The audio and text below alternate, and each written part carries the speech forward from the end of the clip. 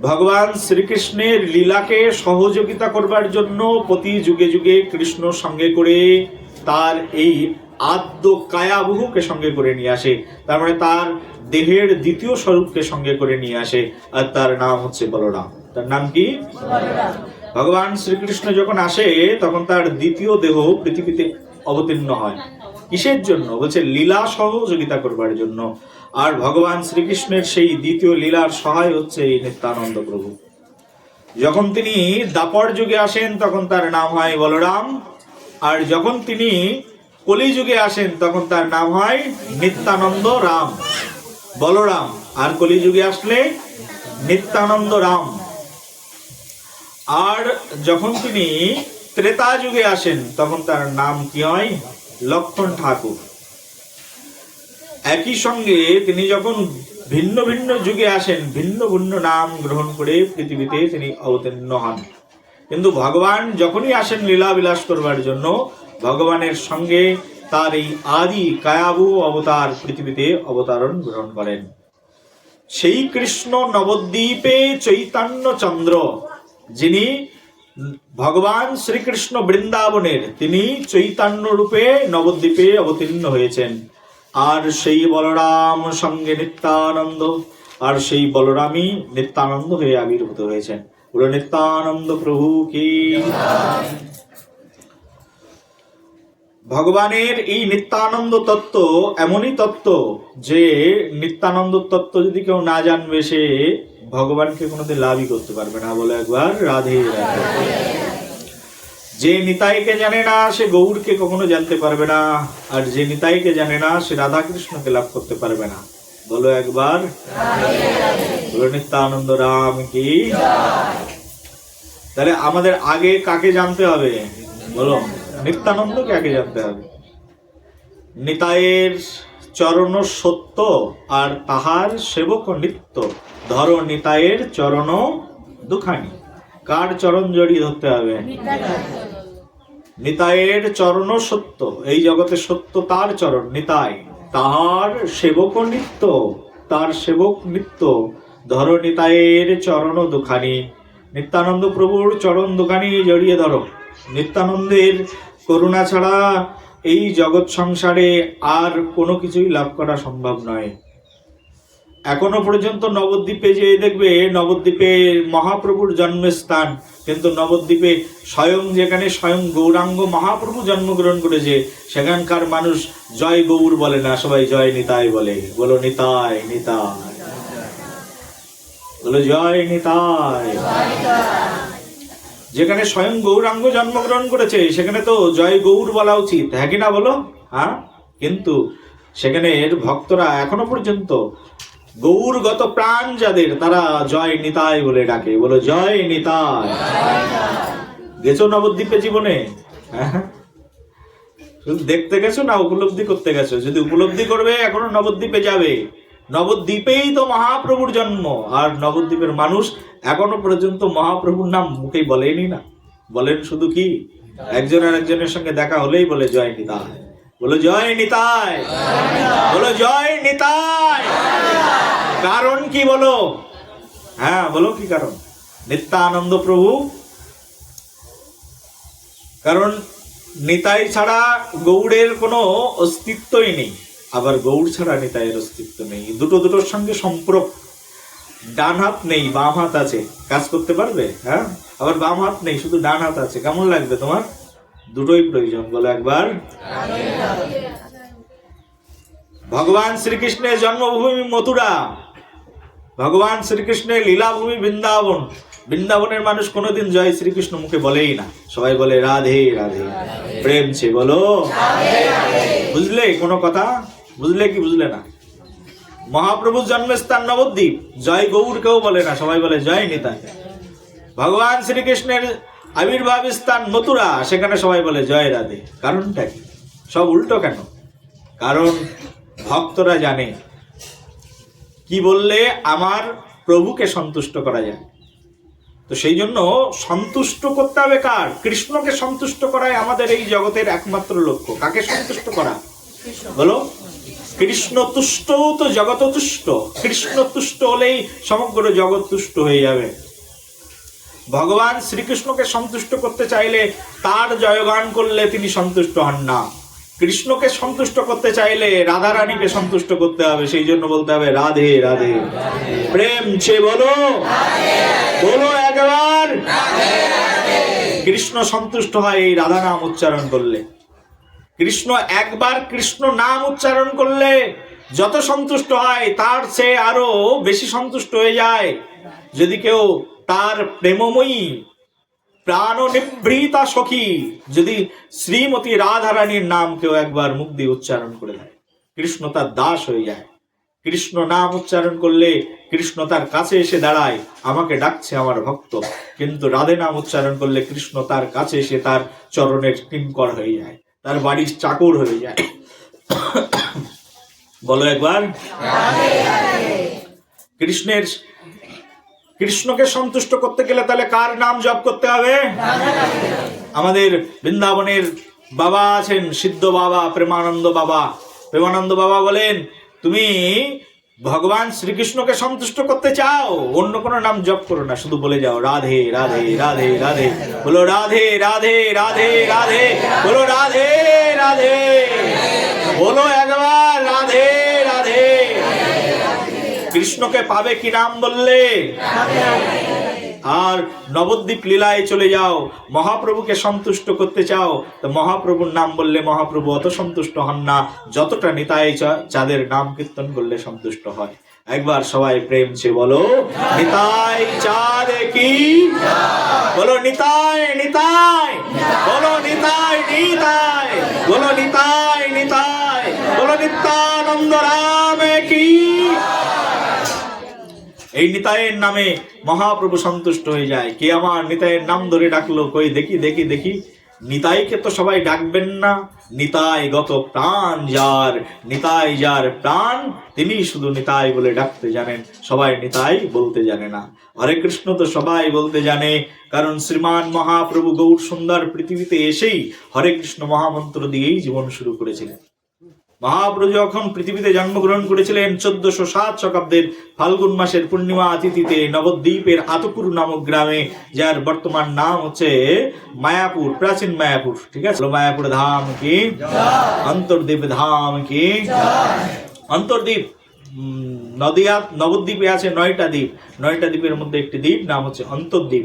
অন্তর্দ্বীপের মধ্যে একটা গ্রাম নাম হচ্ছে আতপুর নামক গ্রাম, তার মধ্যে একটি অঞ্চল যার নাম হচ্ছে মায়াপুর। সেই মায়াপুর নামক স্থানে শ্রীমান মহাপ্রভু গৌর সুন্দর আবির্ভূত হয়েছেন। গৌড় গণদেশ দীপিকাতে এবং ভক্তি রত্নাকার গ্রন্থের মধ্যে বর্ণনা পাওয়া যায়। বলো মহাপ্রভু কি। আর মহাপ্রভু যখন আবির্ভূত হয়েছেন নবদ্বীপ ধামে, তিনি আবির্ভূত হওয়ার সঙ্গে সঙ্গেই জগৎ জীবের মাঝখানে যে নাম কীর্তন করেছিলেন সেই নাম হচ্ছে হরে কৃষ্ণ মহামন্ত্র। মহাপ্রভু জন্মের সঙ্গে সঙ্গেই সবাই একটা শব্দ উচ্চারণ করে উঠেছিলেন, কারণ সেই দিনটা ছিল চন্দ্রগ্রহণের দিন। আর চন্দ্রগ্রহণের সময় সেই পূর্ণ মহেন্দ্রক্ষণে মহাপ্রভু যখন গোধূলি লগ্নে আবির্ভূত হলেন, তখন নবদ্বীপের নর নারী সবাই মিলে একটাই শব্দ উচ্চারণ করতে থাকলেন, আর সেই শব্দের নাম হচ্ছে হরি বল। বলো হরি বল, হরি বল, বলো হরি বল। মহাপ্রভু আবির্ভূত হলেই কাঁদতে শুরু করলেন, এমন কান্না কেউ থামাতেই পারলেন না। কেউ কেউ এসে হরিবল বললেন, কেউ কেউ কেউ কেউ এসে জয় শ্রী নারায়ণ বললেন, কেউ কেউ এসে জয় লক্ষ্মী মাতা বললেন, কত নাম উচ্চারণ করলেন, কিন্তু মহাপ্রভু কোনো নামেই যেন তার ক্রন্দন থামল না। যেই না নর নারীগণ সবাই মিলে দুহাত তুলে হরে কৃষ্ণ মহামন্ত্র কীর্তন করতে থাকলেন, হরে কৃষ্ণ কৃষ্ণ কৃষ্ণ হরে হরে, হরে রাম রাম রাম হরে হরে। এই মহামন্ত্র কীর্তন করতেই মহাপ্রভুর ক্রন্দন থেমে গেল। বলো শ্রীমান মহাপ্রভু গৌর হরি কি। হরিনামে মহাপ্রভুর ক্রন্দন থেমে যায়। হরিনাম মহাপ্রভু জন্মের সময় প্রচার করেছেন, জন্মই হয়েছে হরিনামের মধ্য দিয়ে। আর শ্রীমান মহাপ্রভু যখন পৃথিবীতে এসেছেন তখন তিনি একটি নামই প্রচার করেছেন। কি নাম? হরে নাম হরে নাম কেবলাম কলেও নাস্তে বনস্তে ভগতিরন্যথা। চার যুগে চার ধর্মজীবেরও কারণ, আর কলিযুগের ধর্ম হয় হরিনাম সংকীর্তন। এতদার্থে অবতীর্ণ শ্রী শচীনন্দন। শচীনন্দন প্রভু আবির্ভূত হয়েছেন শুধু হরিনাম প্রচার করবার জন্য। সমগ্র পৃথিবীতে তিনি হরিনাম প্রচার করেছেন। আজ জগৎ ভরে মানুষ সবাই হরিনাম করেই চলেছেন।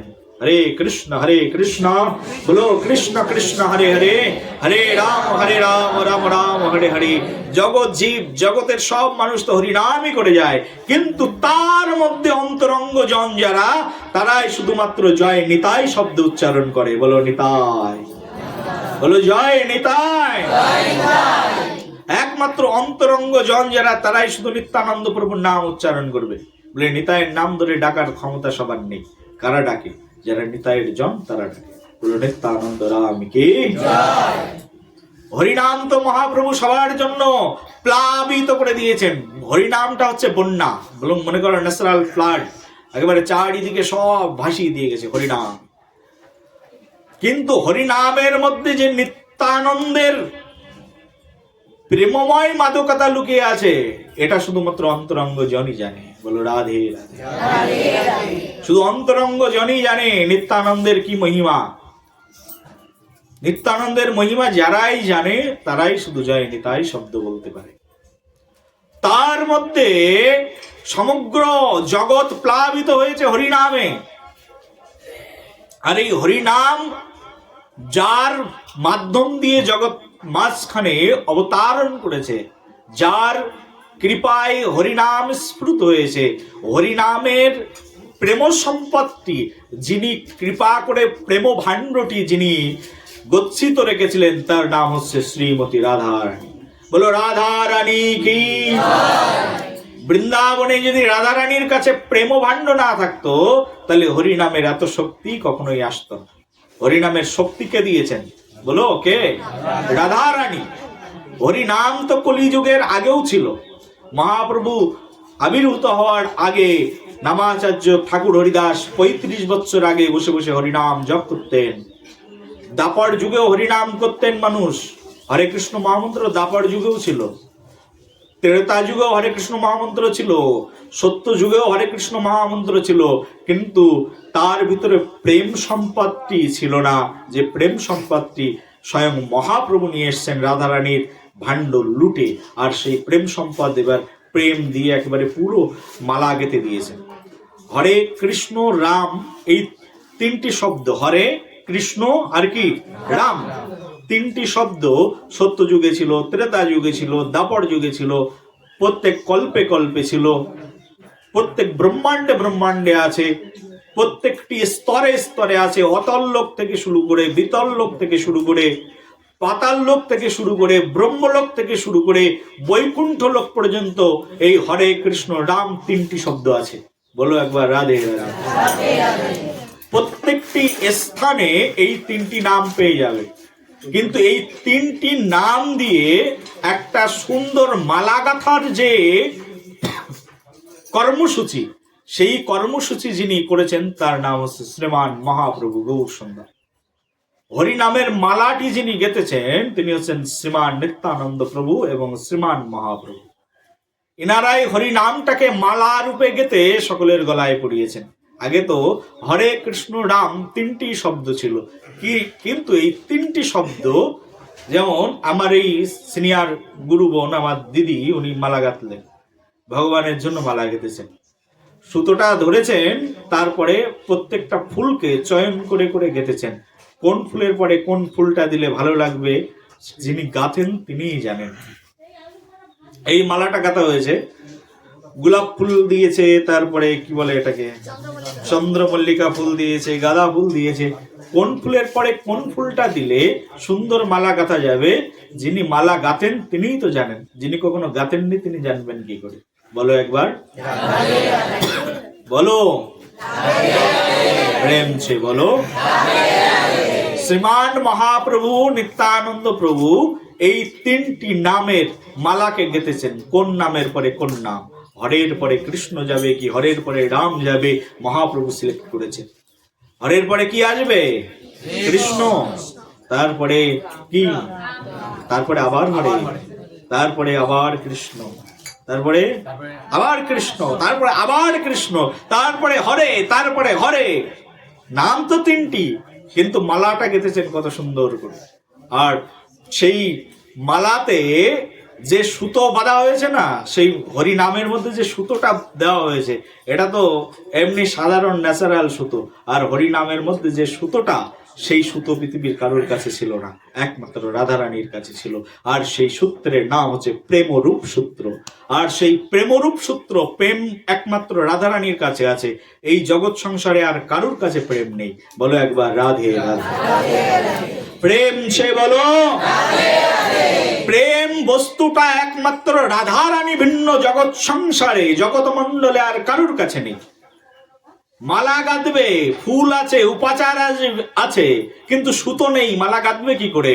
স্বয়ং শ্রীমান মহাপ্রভু ভাবলেন যে এই সুতো রাধারানীর ভাণ্ড থেকে চুরি করে নিয়ে যেতে হবে, প্রেম রূপ সূত্র। তখন স্বয়ং ভগবান শ্রীকৃষ্ণ এই রাধারানীর প্রেম ভাণ্ড বৃন্দাবন থেকে চুরি করলেন।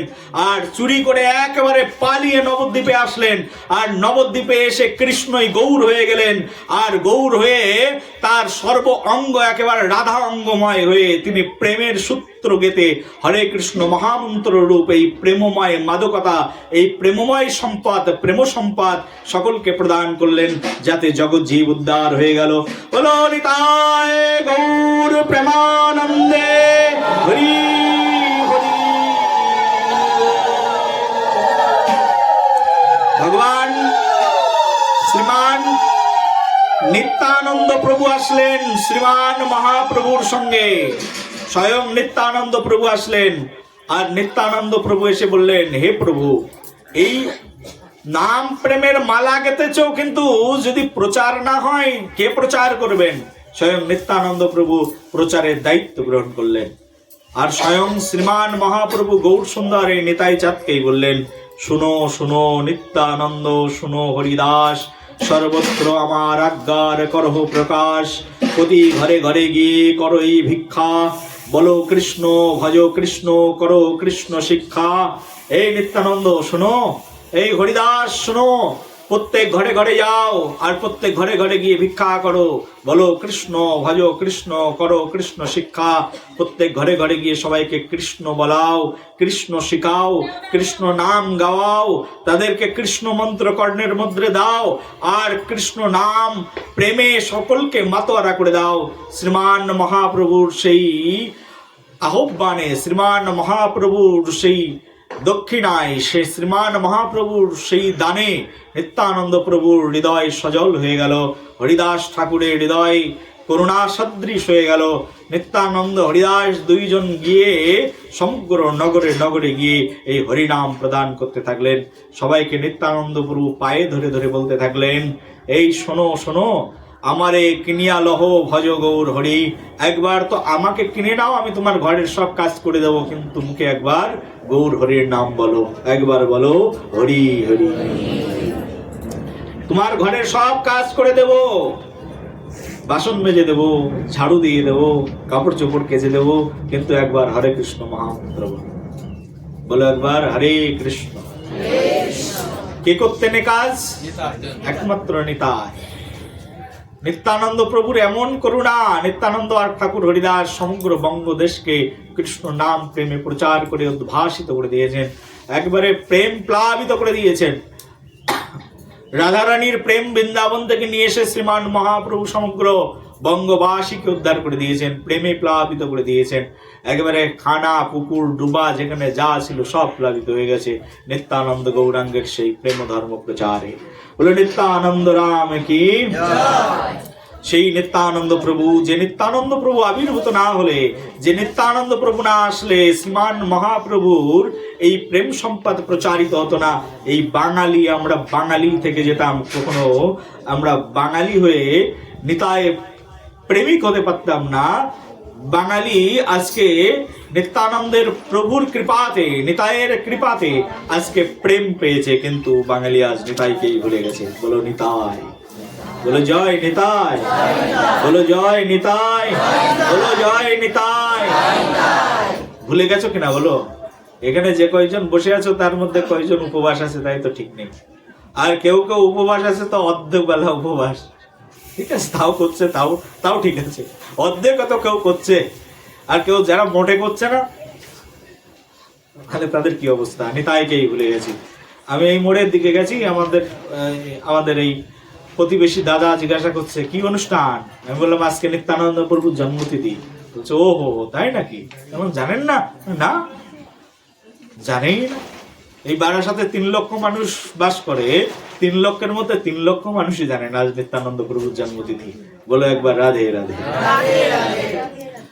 বলে আমার ছেলের জন্ম তারিখ আমার মনে আছে, আমার জন্ম তারিখ মনে আছে, কিন্তু আমার প্রভু নিতাই চাঁদের জন্ম তারিখ আমার মনেই নেই। বলো একবার রাধে।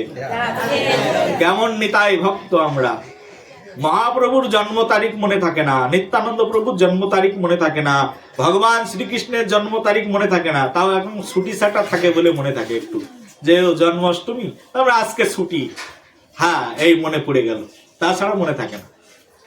রাধা রানীর জন্ম কবে সেটাও মনে থাকে না কারো, কবে এসছিলেন পৃথিবী। কলিযুগের দুর্ভাগা মানুষ, নিতাই চাঁদের কৃপা বঞ্চিত মানুষ, গৌর চাঁদের কৃপা বঞ্চিত মানুষ আজকে অ্যাভেলেবেল ঘুরে বেড়াচ্ছে। যে নিতাই করুণা করবার জন্য করুণার পংক্তি খুলে ঘুরে বেড়াচ্ছিলেন, সেই নিতাই একবার হাত উঁচু করে, নিত্যানন্দ প্রভুর হাত কোনোদিন নিচু থাকতো না, সব সময় নিত্যানন্দ প্রভু 2 হাত তুলে রাখতেন।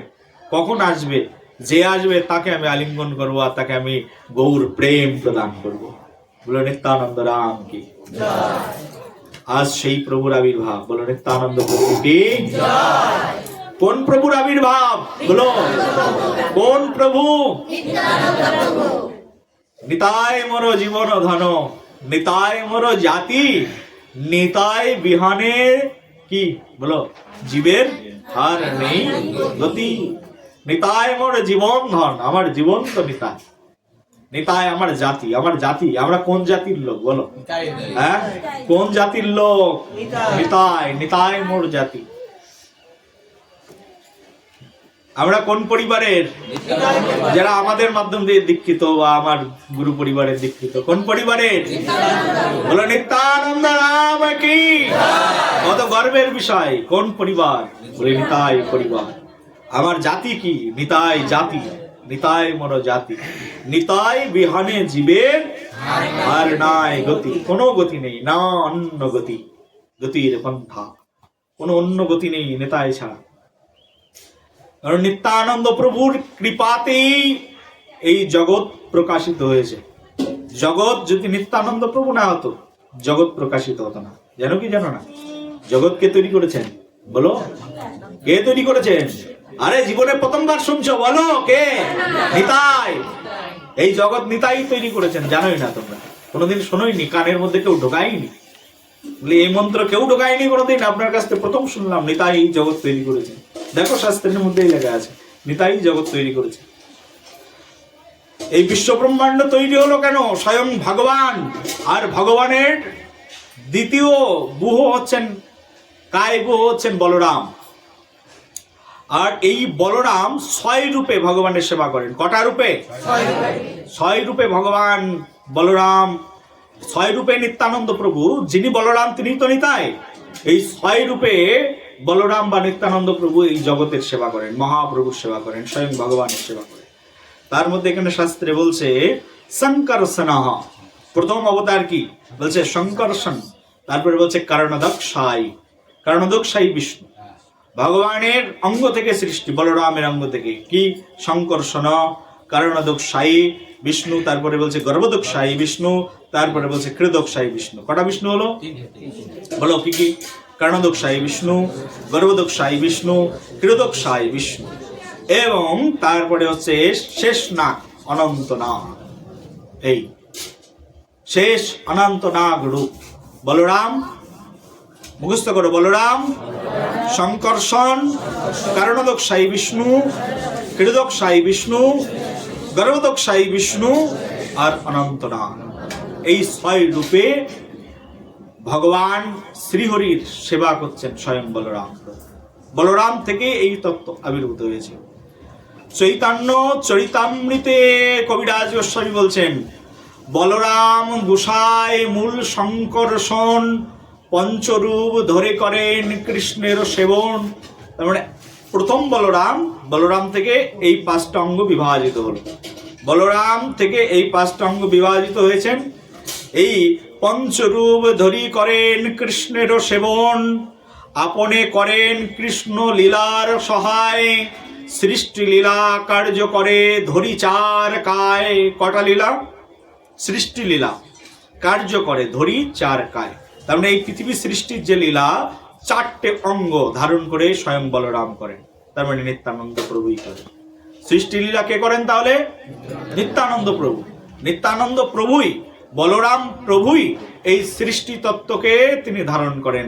কিভাবে তা বলছেন, ধরি 4 কায়। 4টে কায় শব্দের অর্থ 4টে দেহ ধারণ করে এই পৃথিবীকে সৃষ্টি লীলায় সহযোগিতা করেন। কে করেন? নিত্যানন্দ প্রভু। মনে থাকবে কি থাকবে না? তার এই পৃথিবীর সৃষ্টি লীলা কার জন্য হয়েছে তাহলে? দেখো শাস্ত্রে বলছে, সৃষ্টাদিকে সেবা তার আজ্ঞা পালন, শেষ রূপে করে কৃষ্ণের বিবিধ সেবন, সর্বরূপে আস্বদয়ে কৃষ্ণ সেবানন্দ, সেই বলরাম সঙ্গে গৌর নিত্যানন্দ। ভগবান নিত্যানন্দ প্রভু শেষ রূপ ধারণ করে কৃষ্ণের বিবিধ সেবা করেন। এই পৃথিবীটা যিনি পিঠের উপরে ধারণ করে রেখেছেন তার নামই হচ্ছে নিত্যানন্দ প্রভু। কে? নিত্যানন্দ না থাকলে এই পৃথিবীতে থাকতে কোথায়? প্রস্রাব তো করো নিত্যানন্দের গায়ে, পায়খানাও করো নিত্যানন্দের গায়ে, তাও নিত্যানন্দকে জানো না। বলো একবার নিতাই, বলো জয় নিতাই। এই পৃথিবীটাই তো নিত্যানন্দ প্রভু ধারণই তো করে আছেন। নিত্যানন্দ প্রভু এই পৃথিবীটা তার পৃষ্ঠের উপরে ধারণ করে রেখেছেন নিত্যানন্দ প্রভু। নিতাই না থাকলে হতোই না। বসে আছি নিত্যানন্দ প্রভুর অঙ্গের মধ্যে, কিন্তু নিতাইকেই জানি না। বলো নিত্যানন্দ রাম কি? বলো, আরে বলো নিত্যানন্দ রাম কি? নিত্যানন্দ প্রভুর করুণা এমন, নিত্যানন্দ প্রভু এমন করুণা, জগতে ভগবানের এই দ্বিতীয় কাব্য নিত্যানন্দের মতো করুণা এই জগৎ সংসারে আর কারণে জানো। নিত্যানন্দ এমন করুণা যে এই পৃথিবীটাকেই তিনি ধারণ করে রেখেছেন এবং এই পৃথিবীতে মনুষ্য সৃষ্টির কাজে তিনি সহযোগিতা করছেন। পৃথিবীতে কখন কোনটি প্রয়োজন কোনটি অপ্রয়োজন সবকিছু যিনি দেখছেন তিনি হচ্ছেন স্বয়ং নিত্যানন্দ প্রভু। এই নিত্যানন্দ অবতারে যখন এই নিত্যানন্দ প্রভু বলরাম ছিলেন, বলরাম থেকে যখন এই কলিযুগে বিশেষ করে নিতাই হলেন, অন্য অন্য যুগে তার যত করুণা ছিল তার চেয়ে আরো করুণা অধিকতর ঘনভূত হলো যখন তিনি কলিযুগে আবির্ভূত হলেন। বলো নিত্যানন্দ প্রভু কি?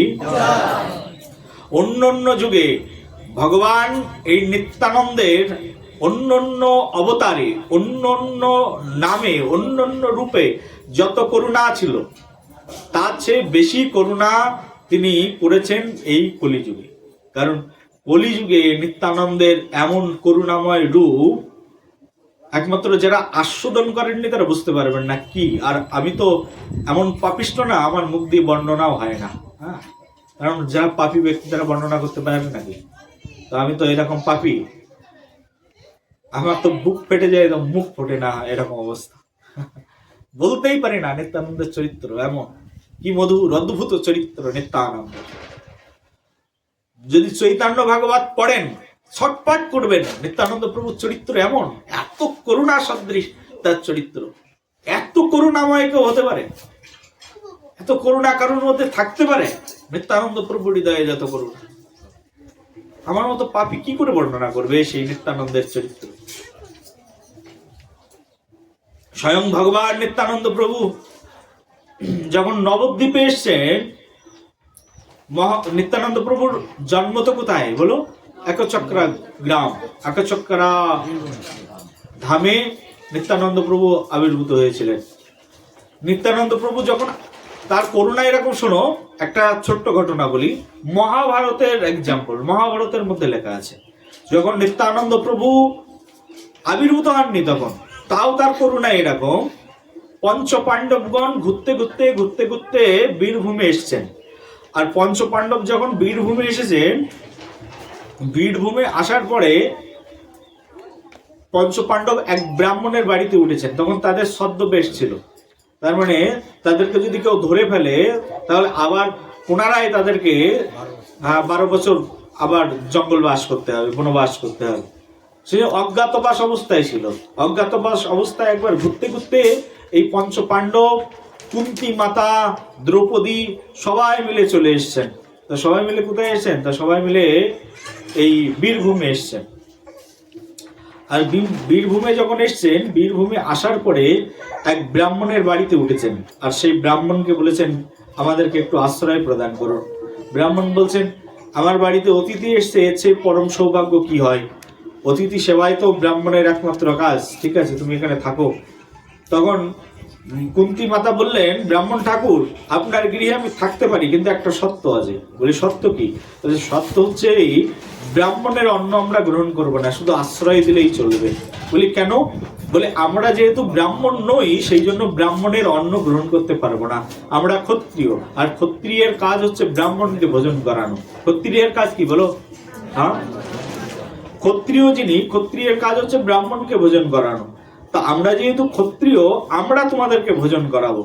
আমার ছেলেরা যথেষ্ট বলবান, তারা কাজকর্ম করে অর্থবিত্ত নিয়ে আসবে, সেই অর্থবিত্তে তোমাদেরকে চলতে হবে। তাহলে যদি কৃপা করো তাহলে তোমার গৃহে থাকতে পারি। তো দেখছেন যে এমন একজন মহান ভক্ত 5 ভাই মিলে এসেছেন, স্ত্রীকে সঙ্গে করে নিয়ে এসেছেন। আর কুন্তী মাতা এমন সাধ্বী রমণী, তাকে সাথে করে নিয়ে এসছেন। ব্রাহ্মণের লোভ হলো যে এনাদেরকে গৃহের মধ্যে রাখবার। ব্রাহ্মণের গৃহে তখন থেকে গেলেন। ব্রাহ্মণের গৃহে যখন তারা থাকলেন, তখন সেই ব্রাহ্মণ গৃহে থাকা অবস্থায় রাতের বেলায় একজন স্বপ্ন দেখতে পাচ্ছেন। রাতের বেলায় স্বপ্ন দেখছেন স্বয়ং ধর্মরাজ যুধিষ্ঠির। রাতের বেলায় স্বপ্ন দেখছেন, আর স্বপ্নের মধ্যে দেখছেন স্বয়ং ভগবান বলরাম এসেছেন। এই বলরামের কাছ থেকে এই যুধিষ্ঠির মহারাজ তিনি গদা যুদ্ধের যে নীতিমালা, প্রয়োগ বিধি, এই প্রয়োগ বিধি এই বলরামের কাছ থেকে শিখেছিলেন। এই জগতে এই যে গদা যুদ্ধের জনক কে বলো? বলরাম। বলরাম ছাড়া গদা যুদ্ধ কেউ জানেই না। দুর্যোধন, যুধিষ্ঠির সবাই গদা যুদ্ধ তো বলরামের কাছ থেকেই শিখেছে। আর সেই বলরাম রাতের বেলায় স্বপ্ন দেখাচ্ছেন। রাতের বেলায় স্বপ্ন দেখিয়ে বলছেন যে, শোনো যুধিষ্ঠির, তুমি যেখানে আছো এখানে তোমার মন লেগে যাওয়ার কারণ কি জানো তো? বলি, কি কারণ? বলছে, এখানে মন লেগে যাওয়ার কারণ এটাই আমার নিত্য আবাস ভূমি। একথা শুনে যুধিষ্ঠির হতচকিত হয়ে গেল। হে বলরাম প্রভু, তুমি তো এখন আছো দ্বারকাতে, তোমার এটা নিত্য আবাস ভূমি মানে কি? বলরাম তখন স্বপ্নের মাধ্যম দিয়ে বলছে, শোনো, এখন যে যুগ চলছে এই যুগের নাম দাপর যুগ, কিন্তু এর পরে যে যুগ আসবে সেই যুগের নাম হচ্ছে কলিযুগ। আর কলিযুগের প্রথম ভাগে আমি আবার আসব। আর আমি কলিযুগের প্রথম ভাগে রোহিণী নন্দন হয়ে আসব না, আমি উত্তর প্রদেশে আসবো না। তখন আমি কলিযুগের প্রারম্ভ ভাগে যে স্থানে আসব, সেই স্থানেই তোমরা এসে দাঁড়িয়েছো। আর এই স্থানে আমি প্রত্যেক যুগে যুগে আসি, প্রত্যেক কল্পে কল্পে আসি। আর সেই পুত পবিত্র স্থানে তোমরা আজকে বিশ্রাম গ্রহণ করছো। সেই জন্য তোমাদেরকে আমি একটা অদ্ভুত রূপ দেখাবো। সেই রূপ কি? দেখো, এখানে চৈতন্য ভাগবত গ্রন্থের মধ্যে তারই বর্ণনার ইঙ্গিত দিয়েছেন বৃন্দাবন দাস ঠাকুর। মহাভারতের উক্তি, স্বপ্নোচ্ছলে রোহিণী নন্দন বলরাম হইলা সাক্ষাৎ শোভা অতি অনুপাম। মন্দ মন্দ হাসিয়া অদ্ভুত স্নেহ বসে, রাজা যুধিষ্ঠিরে কহে কিছু মৃদু ভাসে। এই কত দূরে নবদ্বীপ নামে গ্রাম, সুরধ্বনি বেষ্টিত পরমরম্য স্থান। কলির প্রথমে কৃষ্ণ তথা বিপ্রকুলে, জন্মিবে আচ্ছন্ন রূপে মহা কুতূহলে। বলছে শোনো, আরো তত্ত্ব জানাই। বলছে কলির প্রথম সন্ধ্যায়, কলির প্রথম চরণে কলিযুগ শুরু হবে, আর কলিযুগের আয়ু হচ্ছে 4,32,000 বছর।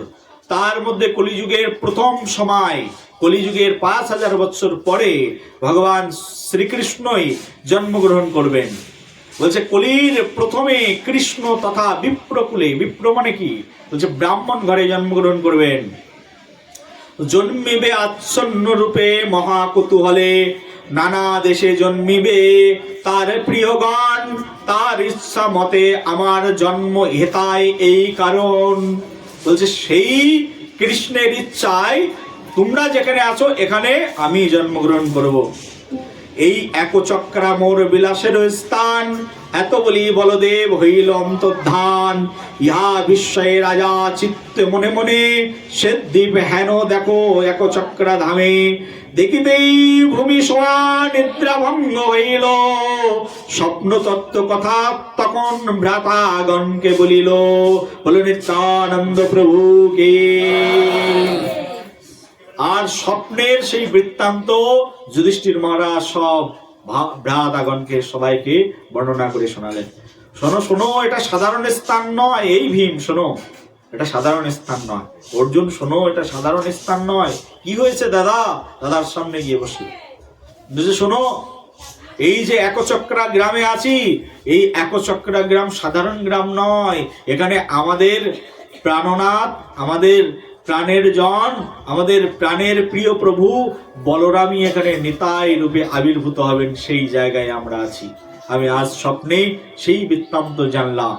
বলি এই দ্বীপের নাম হচ্ছে শ্বেতদ্বীপ। এই শ্বেতদ্বীপ আবার কোথায় জানো? এসব কথা শোনোই নিয়ে জীবনে। শ্বেতদ্বীপ কোথায়? বলে বৈকুণ্ঠ লোকে, গোলক বৃন্দাবনের প্রকোষ্ঠ বৈকুণ্ঠ লোকে একটা দ্বীপ আছে যার নাম হচ্ছে শ্বেতদ্বীপ। সেই শ্বেতদ্বীপে নিত্যানন্দ গৌরাঙ্গের নিত্য বিহার। বলে সেই নিত্য বিহারময় স্থানকে স্বয়ং নিত্যানন্দ প্রভু এখানে অবস্থান করিয়ে দিয়েছেন। সেই নাম, সেই স্থানের নাম হচ্ছে একচক্রা গ্রাম। বলে একচক্রা গ্রাম কি, বলো নিত্যানন্দ রাম কি। এই একচক্রা গ্রামে তখন যুধিষ্ঠির মহারাজ স্বয়ং বলরাম এবং নিত্যানন্দ প্রভুর ঘনীভূত প্রকাশের আভাস পেলেন। আজকে সেই একচক্রা নামক গ্রামে স্বয়ং শ্রীমান নিত্যানন্দ প্রভু আবির্ভূত হয়েছেন। একচক্রা হলো কেন? বলি যেখানে একটা চাকা গিয়ে যেখানে দাঁড়ালেন সেই স্থানের নাম হয়ে গেল একচক্রা। চক্র, চক্রা, চক্র, চক্রা মানে কি? চক্র, একটাই চক্র। কটা চক্র? কিসের চক্র? হ্যাঁ, রথের চাকা। একটা রথের চাকা যেখানে এসে পড়েছিলেন তার নাম হচ্ছে একচক্রা। বলে একচক্রা ধাম কি। একচক্রা কি করে হয়ে গেল? একটা চাকা ভগবান শ্রীকৃষ্ণ কুরুক্ষেত্রের রণাঙ্গনে। কোথায় বলো? ভগবান শ্রীকৃষ্ণ সেই কুরুক্ষেত্রের রণাঙ্গনে দাঁড়িয়ে যখন অর্জুনকে বাঁচাচ্ছিলেন, বিশ্বদেব প্রতিজ্ঞা করেছেন আজকে অর্জুনকে মারবেন, এমন এমন করে ধনুর্বাণ চালাচ্ছেন। এক একটা তীর গিয়ে ভগবান শ্রীকৃষ্ণের কানের পাশ দিয়ে গিয়ে অর্জুনের বুকের মধ্যে বিদ্ধ হচ্ছে, আর পিঙ্কি দিয়ে অর্জুনের গা দিয়ে রক্ত বের হয়ে যাচ্ছে। ভগবান শ্রীকৃষ্ণ অর্জুনের দুঃখ দেখতে পারলেন না। বলি এত তীক্ষ্ণ বাণ, কি বাণ, কোন দিক দিয়ে বিশ্বদেব চালাচ্ছেন? ভগবান স্বয়ং, স্বয়ং প্রভু অখিল বিশ্ব ব্রহ্মাণ্ডের নিয়ন্তা, তিনিও বুঝতে পারলেন না বিশ্বদেব কোন দিক দিয়ে কোন বাণ চালাচ্ছেন। প্রত্যেকটা বাণ যখন তার তুলে ধারণ করছেন, কৃষ্ণ বলে দিচ্ছেন অর্জুনকে, এই অর্জুন শোনো, বিশ্বদেব যে বাণ চালাচ্ছেন এর জন্য তোমাকে এই মন্ত্র প্রয়োগ করতে হবে, না হলে কিন্তু তুমি বাঁচবে না। কিন্তু বিশ্বদেব একসঙ্গে সহস্রটা বাণ চালিয়ে দিয়েছেন। একটা পশ্চিম দিক দিয়ে আসছে, একটা পিছন দিক দিয়ে আসছে, একটা পূর্ব দিক দিয়ে আসছে। পৃথিবীর ইতিহাসে বিশ্বদেবের মতো মহাযোদ্ধা আর কেউ হয়নি, আর হতেও পারে না। বলো একবার রাধে রাধে। এমন বাণ রচনা করেছেন, কোনটা কোন বাণ কোন দিক দিয়ে আসছেন ভগবান শ্রীকৃষ্ণ নিজেই নাজেহাল হয়ে গেছেন। তিনি বুঝতে পারলেন না কোন বাণ কোন দিক দিয়ে আসছে।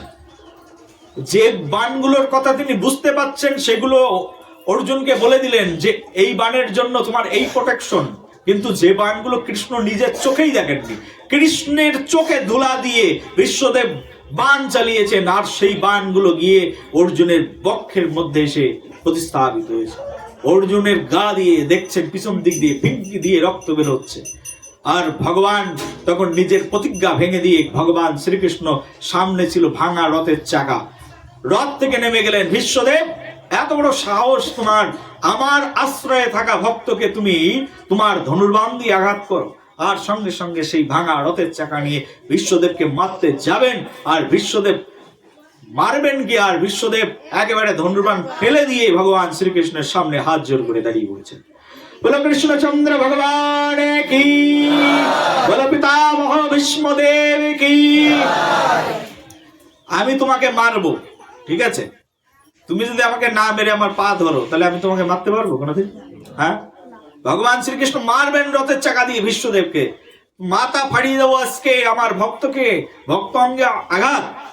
আরে মারবেন তো, আর সামনের ব্যক্তি যদি ক্রোধী না হয় তাহলে মারবেন কাকে? যাকে মারতে গেছেন সে হাত জোর করে দাঁড়িয়ে আছেন। হে কৃষ্ণ, হে জনার্দন, হে মাধব, হে পরমানন্দ মাধব, হে পরমগতি, হে পরমেশ্বর, তোমার সামনে আমি আজ দুহাত জোর করে দাঁড়িয়েছি। বিশ্বদেব একেবারে দুহাজার জোর করে একেবারে ভগবান শ্রীকৃষ্ণের সামনে দাঁড়িয়েছে। হে প্রভু, তুমি বলেছিলে কুরুক্ষেত্রে রণাঙ্গনে অস্ত্র ধারণ করবে না, আর আমি প্রতিজ্ঞা করেছিলাম তোমাকে আমি অস্ত্র ধারণ করাবো। আজ তুমি তোমার নিজের প্রতিজ্ঞা ভেঙে দিলে শুধু এক ভক্তের জন্য, আর আমাকে জয় করে দিলে। আহ, রীতিমতি কল্পিত বিভুম্নে রূপ কল্পিত শ্যাম বিভুম্নে। হে ভগবান, তুমি কত করুণাময় যে আমাদের ভাগবত মহাপুরাণের মধ্যে বিশ্বদেবের স্তুতিতে বিশ্বদেব বলছেন, হে ভগবান, তোমার কত করুণা যে তুমি আজ ভক্তের জয় দেখবার জন্য নিজেকে পরাজিত করে দিলে। ভগবান শ্যামসুন্দরের স্বভাবটি এমন, কৃষ্ণের স্বভাব এমন, তিনি সব সময় নিজে পরাজিত হয়ে তার ভক্তকে জয়ী করে দেয়। বলো একবার প্রেম সে বলো। ভগবানের স্বভাব এমন, তিনি নিজে নিজে পরাজিত হয়ে যান, কিন্তু তার ভক্তকে তিনি সদা সর্বক্ষণ জয়ী করে দেন। ভক্ত জয়ী হয়ে যায়, ভক্তের জয় ভগবানের সদা সর্বক্ষণ কাঙ্ক্ষা। সেই ভগবান শ্রীকৃষ্ণ ওই যে রথের চাকা তুলেছিলেন, মারতে পারলেন না বিশ্বদেবকে, কি করবেন? আর সেই রথচক্রকে, সেই রণাঙ্গন থেকে ভগবান সেই রথের চক্রকে ছুড়ে দিলেন, উল্টো দিকে ছুড়ে দিলেন। আর সেই রথের চাকা একেবারে ঘুরতে ঘুরতে ঘুরতে ঘুরতে কৃষ্ণের হাত থেকে ছোড়া চাকা কোথায়? সেই কুরুক্ষেত্রের রণাঙ্গন, সেই উত্তরপ্রদেশের মধ্যে যদি কুরুক্ষেত্রের ভূমিতে যাও দেখতে পাবে, সেখান থেকে সেই চাকা উঠতে উঠতে উঠতে উঠতে বীরভূমে এসে পড়লো। আর বীরভূমে যেই না সেই চাকায় উঠতে উঠতে এসে পড়েছে, বীরভূমে হাজারো প্রাণী মৃত্যুবরণ করেছে। বীরভূমের মাটি কোনো দিকে উঁচু হয়ে গেছে, কোনো দিকে নিচু হয়ে গেছে। এখনো পর্যন্ত বীরভূমের মাটি এখনো পর্যন্ত খাজা খাপছা, এখানে কিছুটা ঢালু, এখানে কিছুটা উঁচু, এখানে কিছুটা নিচু, এইরকম বীরভূমের মাটি এখনো সমতল নয়। সেই 5000 বছর পূর্বে ভগবান শ্রীকৃষ্ণের রথের চাকা ছুড়ে দিয়েছিলেন, সেই রথের চাকা বীরভূমে এসে পড়েছিলেন। আর বীরভূমে ঠিক যে স্থানে এসে পড়েছিল সেই স্থানের নাম হয়ে গেছে একচক্রা। সেই স্থানে এক চাকা এসে পড়েছিল বলে নাম হয়ে গেছে একচক্রা। বলে একচক্রা ধাম কি। আর সেই চাকার আঘাতে প্রচুর প্রাণী মৃত্যুবরণ করেছিলেন। ভগবান বলেছিলেন, আর সেখানে সবাই মিলে অভিশাপ দিয়েছেন, কে ছুড়ে মারলো এই চাকা, যে মেরেছে তাকে শাস্তি ভোগ করতে হবে, তাকে এসে দণ্ডি খাটতে হবে, আমাদের কাছে আত্মসমর্পণ করতে হবে। আর সেই ভগবান শ্রীকৃষ্ণ নিজে সেই অভিসম্পদ মাথায় নিয়েছেন, মাথায় নিয়ে কলিযুগে ভগবান শ্রীকৃষ্ণ আবার জন্মগ্রহণ করেছেন একচক্রায়। আর একচক্রায় ভগবান শ্রীকৃষ্ণ যখন আবার সেই বীরভূমের মাটিতে জন্মগ্রহণ করেছেন, তখন সেই ভগবান শ্রীকৃষ্ণের নাম হয়ে গেছেন বাকারায়। বলো বাকারায় ভগবান কি, বিহারী প্রভু কি। একচক্রা ধামে কেউ গেছো? যদি না যাও কপাল খারাপ, আর যদি যাবে তাহলে আমার সঙ্গে একবার যাবে। এখনো দেখবে একচক্রা গ্রামের মধ্যে একটা মন্দির আছে, নাম হচ্ছে বাঁকারায়। একচক্রার রাজা হচ্ছেন বাঁকারায়। ভগবান শ্রীকৃষ্ণ বাঁকারায় হয়ে জন্মগ্রহণ করলেন, নিত্যানন্দ প্রভুর অগ্রজ ভ্রাতা হয়ে। তিনি জানুকণ্ড, ওটা আলাদা। ভগবান নিত্যানন্দ প্রভুর অগ্রজ হয়ে, তারপরে বাঁকারায় হয়ে তিনি জন্মগ্রহণ করেছিলেন ওই একচক্রা গ্রামে। আর বাঁকারায় হয়ে যখন কৃষ্ণ জন্মগ্রহণ করলেন, এই কৃষ্ণই তিনি এক অঙ্গ থেকে 1000 অঙ্গ বানিয়েছিলেন। ভালো করে শুনবে, এক অঙ্গ থেকে কত? এ তো কৃষ্ণের সাধারণ। যখন কৃষ্ণ বৃন্দাবনে ব্রজে বংশী বটে যখন বাঁশি বাজিয়ে সবাইকে ডেকে লীলা করেছিলেন, তখন এক অঙ্গ থেকে কতটা অঙ্গ বানিয়েছিলেন? 16,100। হ্যাঁ, বহু বহু অঙ্গ তিনি তৈরি করেছিলেন, 1600 অঙ্গ। তার ভগবান শ্রীকৃষ্ণের ইচ্ছাতে এক রজনী দীর্ঘ রজনীতে পরিণত হয়ে গেল, এক অঙ্গ বহু অঙ্গ হয়ে গেল। আর সেই বহু অঙ্গ দিয়ে তিনি বহু গোপীর সঙ্গে রমণ করলেন। আর ভগবান সেই বাঁকারায়, সেই কৃষ্ণই যখন একচক্রা গ্রামে কলিযুগে বাঁকারায়, তখন এক অঙ্গ থেকে তিনি সহস্র সহস্র সহস্র অঙ্গ, শুধু সহস্র নয়, নিত্যানন্দের মহিমামৃতে লেখা আছে সহস্র সহস্র অঙ্গ তৈরি করলেন। আর সহস্র অঙ্গ তৈরি করে একদিনেই সহস্র সহস্র জমি থেকে সহস্র সহস্র মন ধান কেটে মাথার পরে নিয়ে এসে সব গ্রামবাসী সেবা করতে থাকলেন। ভাই বলে, কে কেটে দিল তোমার বাড়ির ধান? বলে, বাঁকারায় কেটে দিয়েছে। বলে, তোমার বাড়ির ধান কে কেটে দিয়েছে? বলে, বাঁকারায়। তোমার বাড়ির ধান কে কেটে দিয়েছে? বলে, বাঁকারায়। বলে, আমাদের গরুগুলো কোথায়? বলে, গরুগুলো তো বাঁকারায় সবাইকে নিয়ে চলে গেছে। আর বাঁকারায় এক অঙ্গ থেকে বহু অঙ্গ তৈরি করে সেই একচক্রায় তিনি গোষ্ঠ বিহার করতে থাকলেন। বলো, বাঁকারায় ভগবান কি। এখনো একচক্রা গ্রামে যাবে, একচক্রা গ্রামে যত মানুষ আছে তাদের কোনো বিজনেস নেই, তাদের একটাই এখনো জীবিকা অর্জনের, এখনো এই 2026 সালে যাবে, এখনো পর্যন্ত তাদের জীবিকা অবলম্বন হচ্ছে গরু নিয়ে গরু চড়ানো, এটাই তাদের জীবিকা। এখনো সন্ধ্যাবেলায় হাজারো হাজারো গরুর পাল একচক্রা গ্রামের মধ্য দিয়ে যাতায়াত করে। ওখানে সেই গোষ্ঠ লীলা বাঁকারায় ওখানে করেছিলেন, এক অঙ্গ থেকে বহু অঙ্গ করে সব গৌকে চারণ করতেন। আর এইভাবে বাঁকারায় একচক্রা গ্রামে সকলের সেবা করতেন।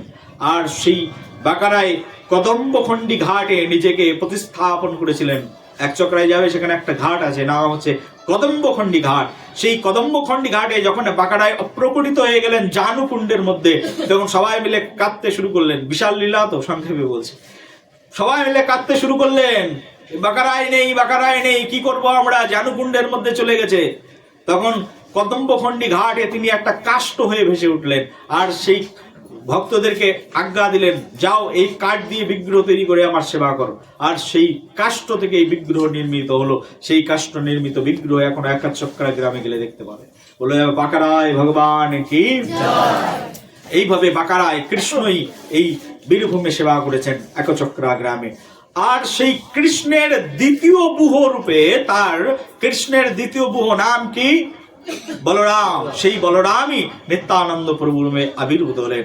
আর বাঁকারায় তার সব করুণা, তার সব কৃপা, তার সকল শক্তি তিনি নিত্যানন্দ প্রভুকে দিয়ে গেলেন। আর সেই নিত্যানন্দ প্রভু সেই বাঁকারায়ের কৃপা শক্তিতে তিনি জগৎ বিদিত হলেন। আর নিত্যানন্দ প্রভু একবার সমগ্র তীর্থ ভ্রমণ করে করে করে করে নিত্যানন্দ প্রভু নবদ্বীপে আসলেন। আর নবদ্বীপে এসে তিনি মিলন করলেন যার সঙ্গে, তার নাম হচ্ছে শ্রীমান মহাপ্রভু গৌর সুন্দর। বলো, শ্রীমান মহাপ্রভু গৌর হরি কি। শোনো, এইটুকু বলেই আমরা আজকের আলোচনা শেষ করব। শ্রীমান মহাপ্রভু গৌর সুন্দরের দর্শন করতে নিত্যানন্দ প্রভু এসেছেন। নিত্যানন্দ প্রভু জন্মস্থান কোথায়? একচক্রা গ্রাম।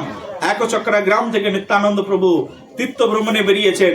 এক তৈত্বিক বিপ্রের সঙ্গে তীর্থ ভ্রমণ করে সমগ্র তীর্থ ভ্রমণ করতে করতে করতে করতে করতে করতে চন্দ্রভাগা নদী বলে এক নদী আছে, সেই চন্দ্রভাগা নদীর তটে গিয়ে নিত্যানন্দ প্রভু গিয়ে উপস্থিত হলেন।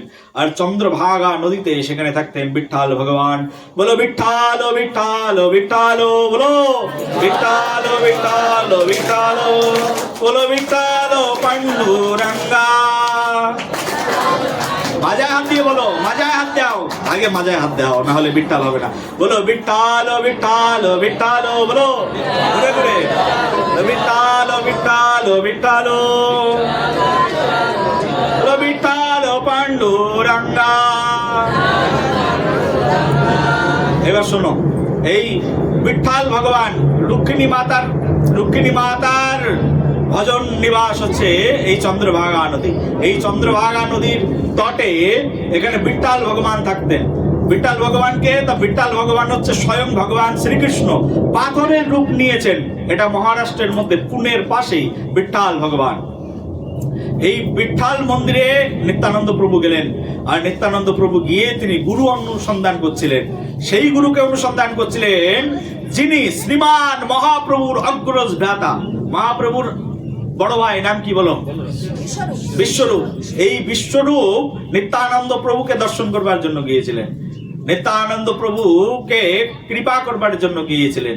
আর বিশ্বরূপ গিয়ে নিত্যানন্দ প্রভুর যে আবির্ভাব ভূমি, সেখানে গিয়ে তিনি বিশ্রাম করেছিলেন। এখনো যাবে এক চক্রায়, দেখবে বিশ্বরূপে বিশ্রাম স্থলী একটা বট বৃক্ষ সেখানে রয়েছে। সেখানে বিশ্বরূপ বসেছিলেন বলে সেই বিশ্বরূপকে কৃপা করবার জন্য সেই বট বৃক্ষ, যে বট বৃক্ষ স্বয়ং বিশ্বরূপকে ছায়া দিয়েছিলেন বিশ্বরূপের কৃপায়, সেই বট বৃক্ষ এখনো বেঁচে রয়েছে। কত বছর হয়ে গেল? 550 বছর, প্রায় 550 বছর ধরে সেই বট বৃক্ষ এখনো আছে। তোমরা গেলে এখনো সেই বিশ্বরূপের কৃপাধন্য বট বৃক্ষ দেখতে পাবে। নিত্যানন্দ রাম কি। বিশ্বরূপ ওখানে বসে বসে, বিশ্বরূপ ওখানে বসে বসে নিত্যানন্দ প্রভুকে ধ্যান করেছিলেন। শুনে রাখি, নিত্যানন্দকে ধ্যান করেছিলেন, কারণ বিশ্বরূপ জানতেন আমার গৃহের ভ্রাতা সাধারণ কেউ নয়, স্বয়ং ভগবান। আর ভগবানের আর দ্বিতীয় অঙ্গ হচ্ছেন এই বিশ্বরূপ। এই বিশ্বরূপ গিয়ে ওখান থেকে বিশ্বরূপ যখন বেরিয়ে যায়, বেরিয়ে গিয়ে এই বিট্ঠাল মন্দিরে প্রবেশ করে। আর বিট্ঠাল মন্দিরে প্রবেশ করে ওই বিট্ঠালনাথ তো এইভাবে দাঁড়িয়ে আছে চন্দ্রভাগা নদীর তটে। বিট্ঠালনাথ মাজায় হাত দিয়ে দাঁড়িয়ে আছে, আর মাজায় হাত দিয়ে দাঁড়িয়ে আছে, আর বিশ্বরূপ গিয়ে বিট্ঠালনাথকে আলিঙ্গন করেছেন। আলিঙ্গন করে একেবারে বিশ্বরূপ সেই বিট্ঠালনাথের ভিতরেই প্রবেশ করেছেন। বলে বিট্ঠালনাথ ভগবান কি, অগ্রজ বিশ্বরূপ কি। আর বিশ্বরূপ যখন ওই বিট্ঠালনাথের দেহের মধ্যে গিয়ে প্রবেশ করেছেন, তখন এবার নিত্যানন্দ প্রভু ওখানে গেছেন। ওখানে গিয়ে গুরু অন্বেষণ করছেন, কোথায় গেলে গুরু পায়, কোথায় গেলে গুরু পায়। খুঁজতে খুঁজতে তিনি বিট্ঠালনাথ মন্দিরের ওখানে গিয়েই তিনি তার পরম দয়াল শ্রী গুরুদেবকে তিনি পেয়ে গেলেন। শ্রীপাদ মাধবেন্দ্র পরিপাদ আর সকল ভক্তবৃন্দরা মহা সমারোহে সেখানে সংকীর্তন যজ্ঞের আয়োজন করছিলেন। শ্রীপাদ নিত্যানন্দ প্রভু সেখান থেকে দীক্ষা গ্রহণ করলেন। আর দীক্ষা গ্রহণ করে বিট্ঠালনাথকে দেখে গদগদ হয়ে গেলেন। ভাবলেন এই বিট্ঠালনাথের মধ্যে কিছু আছে যা আমার কাছে আসতে চায়। একেবারে বিট্ঠালনাথকে এমন করে নিত্যানন্দ প্রভু দিয়েছেন আলিঙ্গন, আর বিশ্বরূপ একেবারে সেই নিত্যানন্দ প্রভু দেহের মধ্যে ঢুকে গেছেন। বলে নিত্যানন্দ রাম কি। সেই নিত্যানন্দ প্রভু একেবারে সেই ঘুরতে ঘুরতে সেই চন্দ্রভাগা নদীর পাশ দিয়ে হাঁটতে হাঁটতে হাঁটতে হাঁটতে নবদ্বীপে এসে পৌঁছেছেন। আর নবদ্বীপে যখন এসে পৌঁছেছেন, নবদ্বীপে এসে পৌঁছে নন্দন আচার্য বলে এক ভক্ত ছিলেন, সেই নন্দন আচার্য বাড়িতে গিয়ে উঠেছেন। আর বাড়িতে ওটার 3 দিন আগে মহাপ্রভু ভক্তদেরকে বলেছেন, এই শোনো, এই নবদ্বীপে একজন মহান ব্যক্তিত্ব আসছেন, তোমরা তাকে খুঁজে আমার কাছে নিয়ে এসো। 3 দিন ধরে সবাই মিলে খোঁজ করলেন। শ্রীবাস আদি, গদাধর আদি ভক্তবৃন্দ সবাই মিলে খুঁজেছেন, 3 দিন ধরে খুঁজেই পাননি। তখন বলছে, এখনো পাওনি? না, কে তিনি? তাকে তো খুঁজে পেলাম না। নিত্যানন্দ প্রভু এসেছেন। বলছে, তুমি কি করে জানলে একজন মহাপুরুষ এসেছে? মহাপ্রভু বলছে, তাহলে শোনো, আমি একটা স্বপ্ন দেখেছি। বলে, কি স্বপ্ন? মহাপ্রভু নিজের মুখে সেই স্বপ্ন বর্ণনা করেছেন। আর বৃন্দাবন দাস ঠাকুর চৈতন্য ভাগবত গ্রন্থে নিজের কলমে সেই কথা লিখেছেন। শুনবে নাকি? বলে, একটা স্বপ্ন দেখেছি। বলে, কি স্বপ্ন? বলে, স্বপ্ন দেখলাম তালধ্বজ। কি নাম বললাম? ভালো করে বুঝবে, কি নাম? বলে, তালধ্বজ এক রাত সংসারের সার, আসিয়া রহিল রাত আমারও দুয়ার। এক তালধ্বজ এক রথ সংসারের সার, আর আসিয়া রহিল রথ আমারও দুয়ার। আমার দরজার সামনে একটা রথ এসে দাঁড়ালো, তার মাঝে দেখি এক প্রকাণ্ড শরীর, এক মহা এক স্তম্ভ স্কন্ধে গতি নাই স্থির, বেত্রা বান্ধে এক কমণ্ডলু বাম হাতে, নীল বস্ত্র পরিধান নীল বস্ত্র মাথে। কি বস্ত্র পরেছেন?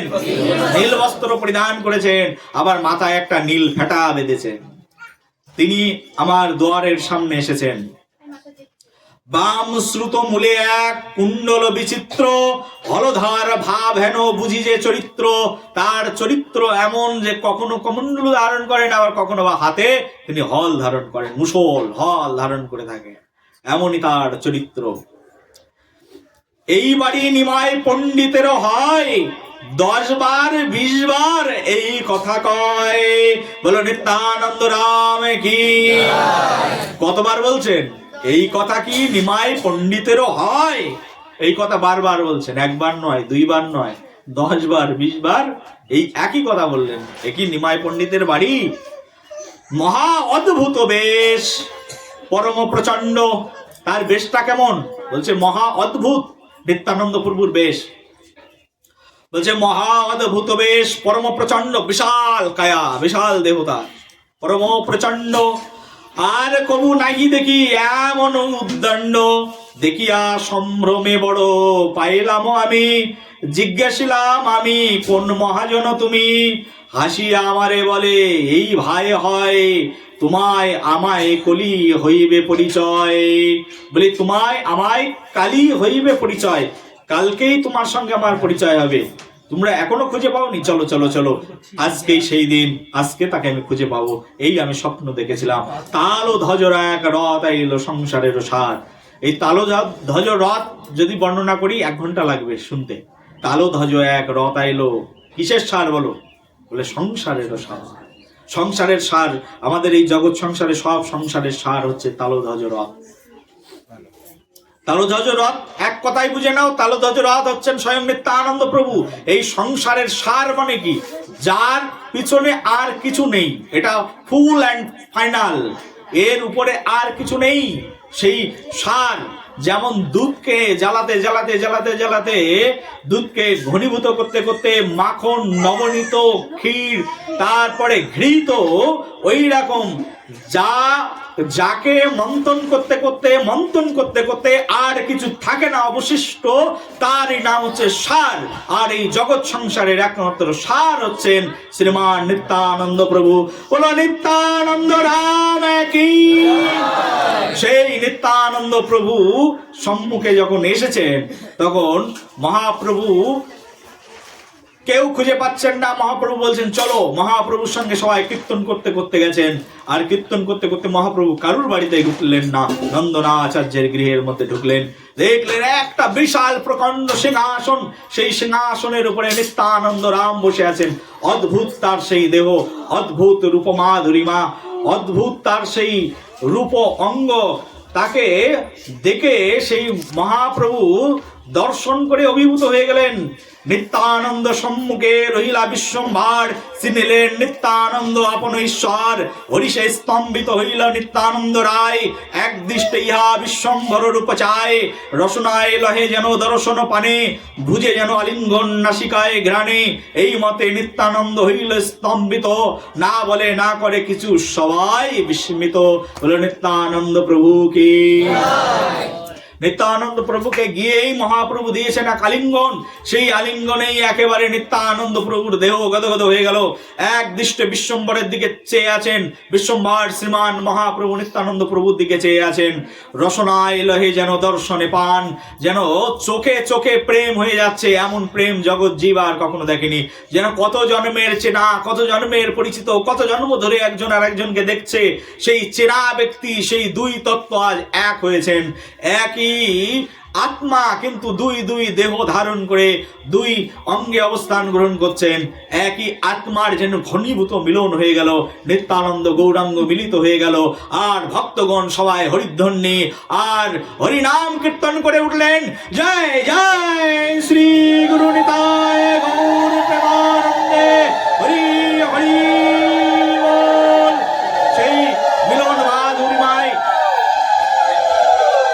নিত্যানন্দ প্রভু আর গৌরাঙ্গের মিলন মাধুরীমায় এমন মিলন মাধুরীমায় পরিণত হয়ে গেল, সেখানে স্বয়ং শ্রীবাস পণ্ডিত এক শ্লোক পড়ে দিলেন, যে শ্লোকে নিত্যানন্দ প্রভু মূর্ছিত হয়ে গেলেন। সবাই একবার বলো, বরহা প্রাণ নটবর বপু কর্ণয়া কর্ণিকারহা বিভ্রদাস কনকো স্বপিংশং বৈজন্তি মালম রন্দনম বিনুধার সৌদয়া পুরয়া গোপ বৃন্দা বৃন্দারণ্যম স্বপাদরমণম প্রবেশীদ গীত কীর্তি। হরে কৃষ্ণ কৃষ্ণ কৃষ্ণ হরে হরে, হরে রাম রাম রাম হরে হরে। এই না শ্লোক যেই পড়েছেন, এই শ্লোক পড়ার সঙ্গে সঙ্গে মূর্ছিত হয়ে নিত্যানন্দ ভূমিতলে, সঙ্গে সঙ্গে মূর্ছিত হয়ে মহাপ্রভু ভূমিতলে। এই নিত্যানন্দ গৌরাঙ্গের মিলন মাধুরীমা যারা দর্শন করেছেন, যারা যারা শ্রবণ করেছেন, তাদের অচিরাত কৃষ্ণ প্রেম, তাদের ভিতরে নিতাই প্রেম, গৌর প্রেম আবির্ভূত হয়ে যায়। আর নিত্যানন্দ গৌরের প্রেমে তারা একদিন রাধা কৃষ্ণের চরণ পেয়ে যায়। বলো একবার।